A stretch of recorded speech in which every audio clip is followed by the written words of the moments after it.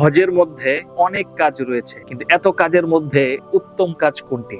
لبيك اللهم لبيك لبيك لا شريك لك لبيك হযরত আবু বকর রাদিয়াল্লাহু তাআলা আনহু রাসূল সাল্লাল্লাহু আলাইহি সাল্লামকে প্রশ্ন করলেন যে হজের মধ্যে উত্তম কাজ কোনটি?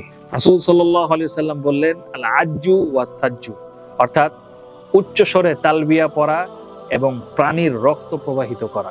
এখন আমরা জানি যে কোন হাজী উত্তম হাজী। খাল্লাদ ইবনে আব্দুর রহমান বলেন, আমি সাঈদ ইবনে জুবাইর রাদিয়াল্লাহু তাআলা আনহু জিজ্ঞেস করলাম যে কোন হাজী উত্তম। তিনি বললেন যে অপরকে আহার করায় এবং নিজের ক্ষেত্রে জিহ্বাকে সংযত রাখে।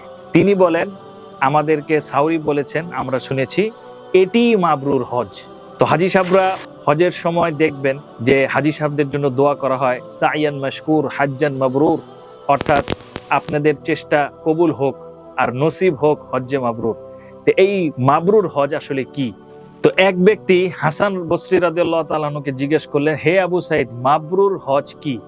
তো তিনি বললেন, যে হজ দুনিয়ার প্রতি অনাগ্রহ এবং আখেরাতের প্রতি আগ্রহী বানায়। সুবহানাল্লাহ। সুতরাং মাবরুর হজের দুইটা ডেফিনিশন আমরা কিন্তু জানলাম, অর্থাৎ কেউ যদি অপরকে আহার করায় এবং নিজের ক্ষেত্রে জিহ্বাকে সংযত রাখে সেটিও মাবরুর হজ, এবং কেউ যদি হজের মাধ্যমে দুনিয়ার প্রতি অনাগ্রহ সৃষ্টি হয় এবং আখেরাতের প্রতি আগ্রহ সৃষ্টি হয় সেটিও মাবরুর হজ।